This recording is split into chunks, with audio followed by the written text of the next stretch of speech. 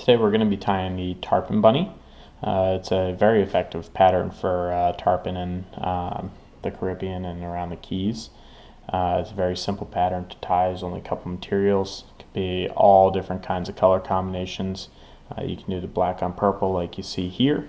You can do black on black. You can do purple on purple. You can do chartreuse. You can do white. You can do red. You can do orange. You can do grizzly. There's all different types of patterns and color combinations you can use.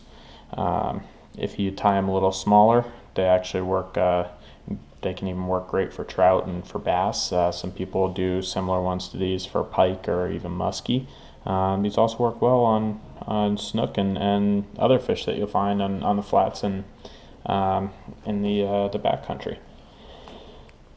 So like I said, there's only a few materials we'll use. For a hook, just get any sort of Shaughnessy Bend stainless steel or Duratin type hook. We're going to be using just regular black thread. For the tail, we're going to be using Magnum rabbit strip. You can use just regular with Magnum strip or regular with rabbit strip if you want as well. There's not really much difference there. To help keep that tail from fouling, we're going to use some just monofilament, anywhere 20, 30, 40 pounds, whatever you have laying around. And then for the collar, we have two parts. First, we'll use some crosscut rabbit strip, and then we'll use some schlappen. And finally, optional part of this is the eyes. If you do use the eyes, living eyes, I use the 4mm size for this size fly. That tends to be about perfect size for the head. All right, so let's get started.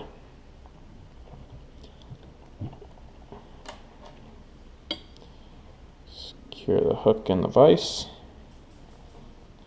tie in the thread a little bit in front of the bend, tie them nice, snip. Now take a little piece of your monofilament, tie that in on top of the hook.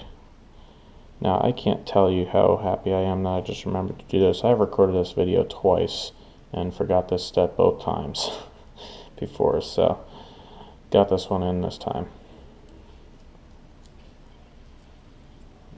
Alright, let's go with the rabbit strip. So some people actually tie it in upside down because a lot of times the fish will come up to eat the fly, and they'll see, if they're coming from the bottom, they'll see the movement a little more easily. I'm just going to tie mine in traditional today, just for the sake of the demo.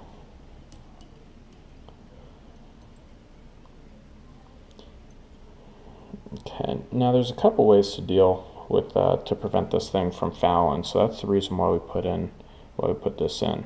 So some people would have tied it in like this and had a little loop in there before. Others don't use this at all, and they'll actually wrap the thread around the tail and create a post. I'm doing a little bit of a different way. I'm going to take a bodkin and about, I don't know, maybe half an inch or so up. We're just going to poke a hole right through the rabbit skin. Okay. Then we're going to take the other end of that monofilament. We're going to try to feed that through. There we go. And you can already see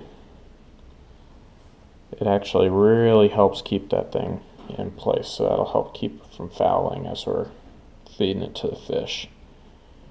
Alright, so secure down the mono on top of the hook.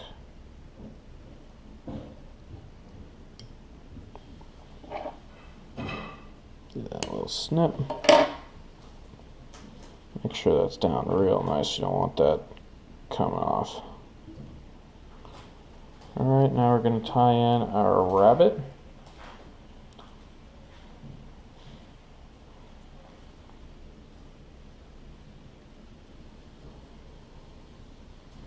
You want to make sure when you tie it in that when you wrap, all the fibers are going to be going towards the back of the fly. It's actually a pretty easy thing to forget to do if you're not used to working with rabbit fibers, especially cross cuts. Alright, so go ahead and do a few wraps.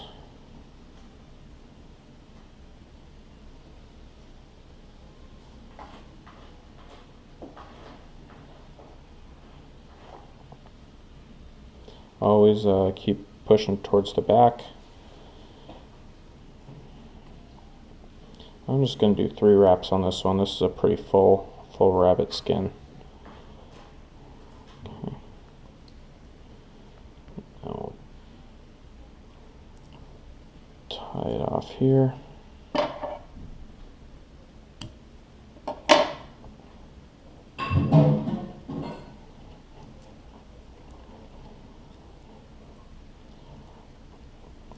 Secure that good. Now you're actually going to wrap back onto the rabbit strip a little bit that you circled around.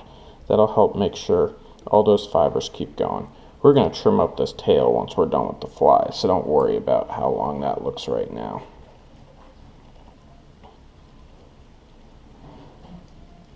Okay, start tapering the head. Get your schlappen out.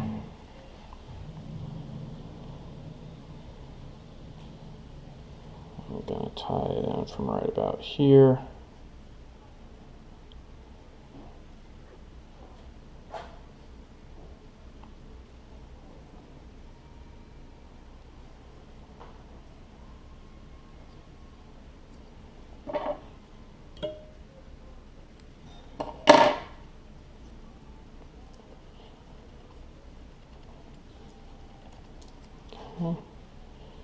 Go ahead and palmer that forward. Again, you're always going to want to make sure everything's going back.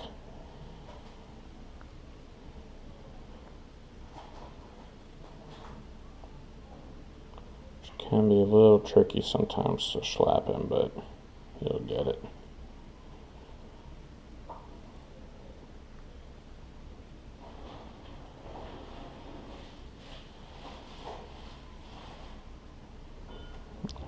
Tie it off.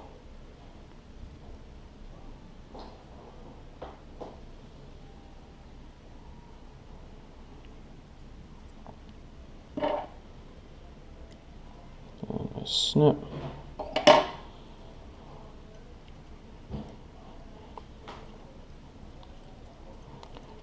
Wrap that up.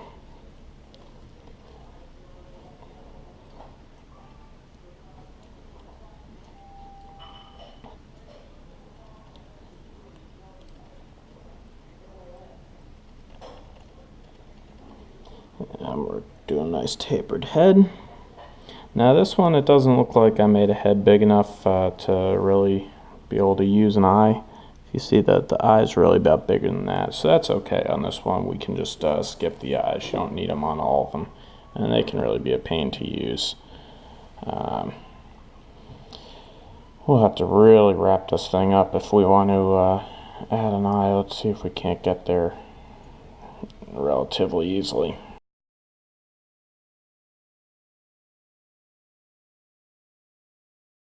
Alright, that actually might work. So let's finish off this head. Half hitch.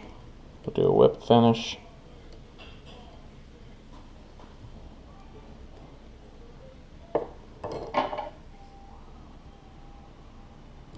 Snip. Get a dab of glue on there now.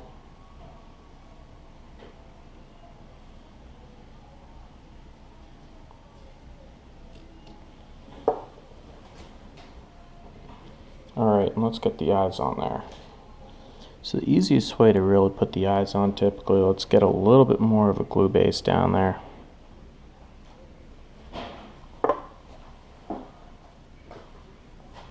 And we're gonna take one of these eyes. Now I like to stick it so the adhesive side is up, and I just dropped it. Right, like that, so the adhesive side is up. And let's go ahead and drop it right down on that glue patch. Okay, so see, there you go. Now we'll do the second one. I want to make sure again that there's some glue on there.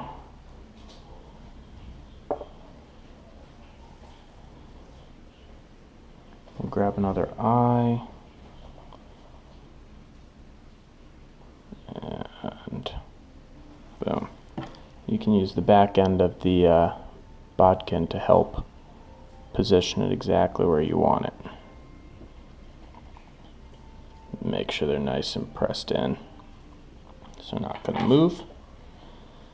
And then just finish off the rest of the fly with some glue. A little bit later you're going to want to go and cover those eyes a little better with head cement, just so that they really stay in place. Those are pretty easy to get them to move. The other final thing we're going to do is, once we can see all the proportions,